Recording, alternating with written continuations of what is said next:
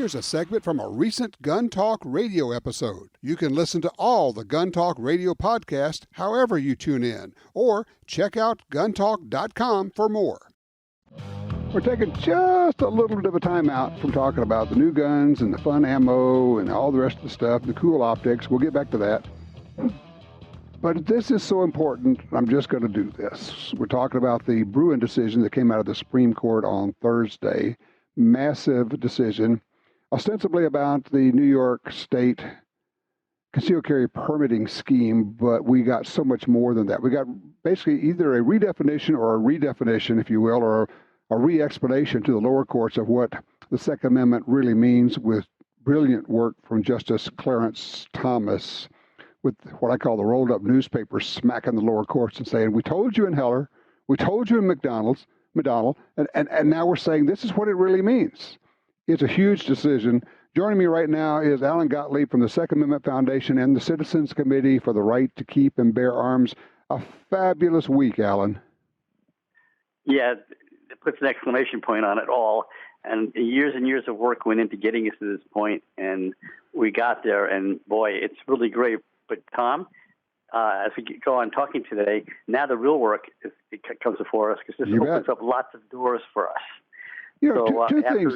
I want to do two things. One is, you mentioned, it took us a long time to get here, and there are people who are saying, well, who was actually involved in this? And I was just on Twitter, and I said, look, literally every group that's been involved in Second Amendment lawsuits over the last few decades had a hand in this, because this would not have been possible without all those other cases leading us to this. Is that fair?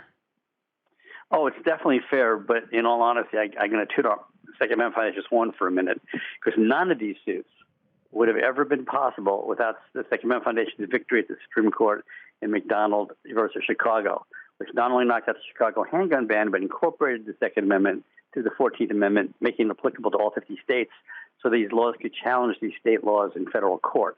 So basically, it's the grandfather for everything and the foundation for all future work. And boy, I'm so proud of everybody at the Second Amendment Foundation for all the years worth of work that went into this. Yeah, okay, so you're right. It's like, okay, we have this thing, and I've been explaining. I said, look, Clarence Thomas just gave us a toolbox full of tools and said, all right, you guys go out there and correct this mess that the lower courts have been making, because they've been either ignoring or not understanding or willfully disobeying our instructions in McDonald and in Heller.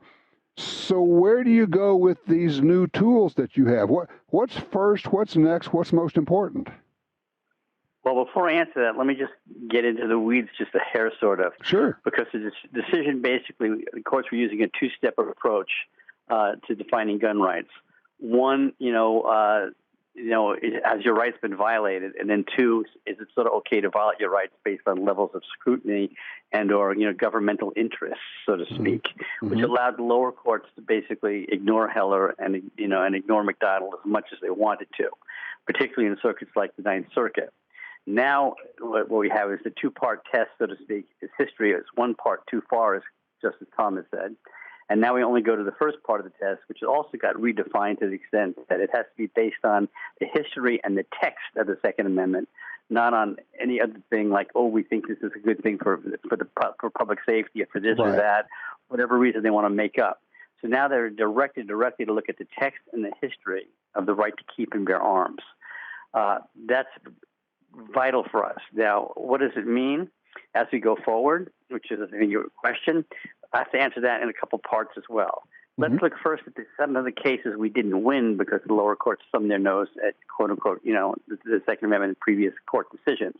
One in particular that I love is the so-called handgun roster in California, which is known as the Pena case, whereby California drops guns off their handgun roster, semi-automatic firearms, and doesn't add very many on, and now amended the law that I think it is for every one they put on, they have to drop 5 off, meaning less and less handguns are allowed to be sold in the state of California. Under the two-part test, they ruled that was sort of okay. Now they can't do that under the one-part test, and so we're going to revisit that and go back and refile. There's a number of other cases like that in the Ninth Circuit as well that we're going to go back and refile. I have 6 attorneys at 3 law firms going through cases that we did not win in the past that now under the new Supreme Court guidelines should have been won in the first place and will be won as we bring them back. Then we have a second stage of suits that are currently ongoing.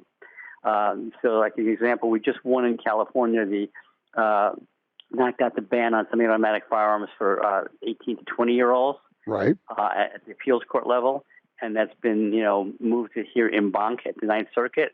Well, now when they hear it in banc, they're going to have to hear the new guidelines, which creates a great problem for the anti-gunners sitting in the courts in the Ninth Circuit and for the Attorney General of the state of California.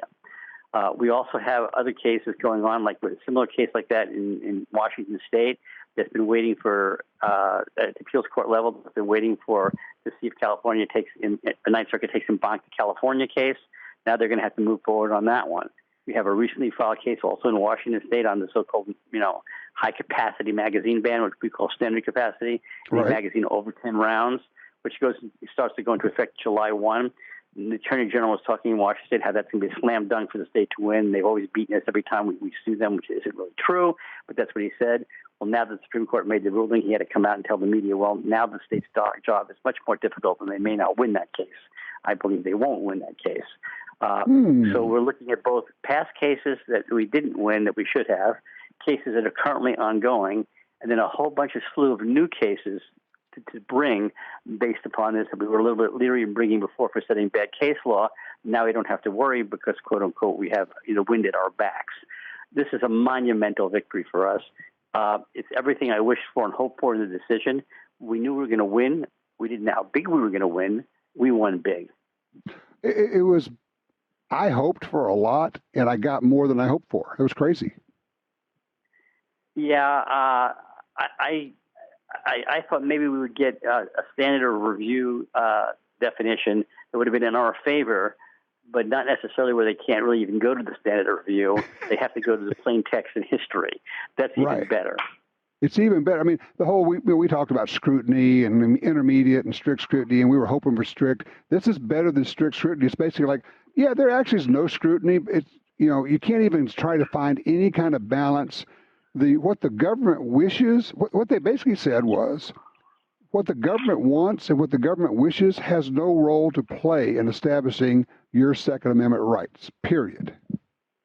Yeah, it's really great. And in the dissent, Justice Breyer tried to bring back in all the kind of arguments we were making before about, crime's going to go up. People are going to have more guns and more people will misuse them. This is going to happen. That's going to happen. Well, those arguments obviously don't work anymore. And if they want to continue to raise those, it's great because they're not going to get anywhere with them because now there's a firm ruling that doesn't apply.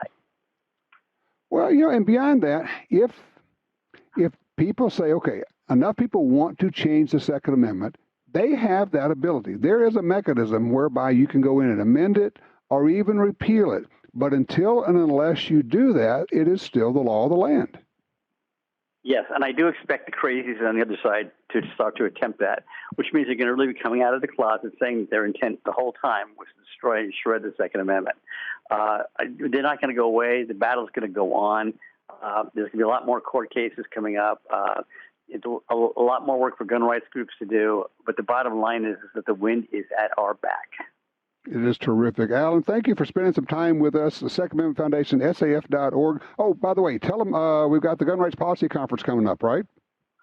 Yes, we do. And we're running a little bit behind on registration because with the higher gas prices and airplane travel being a little more difficult and still the COVID floating around and other things, we're running a little bit behind on registration. So I urge people to please register so we can start getting a handle more on some of our numbers. It's in Dallas, Texas this year, the last weekend of September. The information is on saf.org.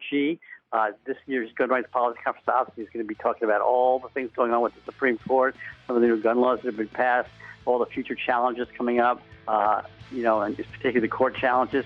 We're going to have an outrageous agenda.